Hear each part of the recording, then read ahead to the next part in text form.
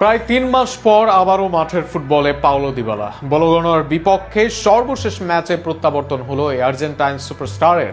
এখনো স্বপ্ন হয়ে যায়নি শেষ। দিবালা কি ফিরতে পারবেন? আগামী ম্যাচগুলোতে ভালো করে আবারও কি দিবালাকে দেখা যাবে জাতীয় দলের জার্সিতে?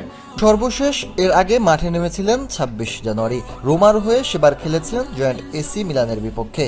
তার আগের ২ ম্যাচে আদায় করেছিলেন ৩ গোল অ্যাসিস্ট।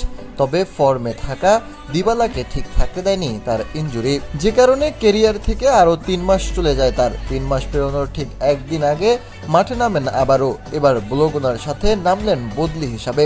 প্রত্যাবর্তনের জন্য যেন চেয়েছিল অনেক ভক্তরা।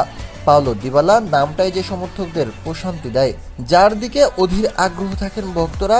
নিজের ইনজুরি সমস্যা ভালোভাবেই জানেন দিবালা, তবুও জাতীয় দলের জন্য এখনও চেষ্টা করে যাচ্ছেন তিনি।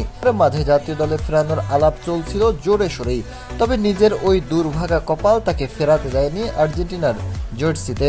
যদিও এখনই সব স্বপ্ন শেষ হচ্ছে না তার। লিওনেল স্কেলোনি জানিয়ে দিয়েছেন দিবালা বা অন্য কারোর জন্য তার দরজা খোলা, শুধু পারফর্ম করেই আসতে হবে দলে।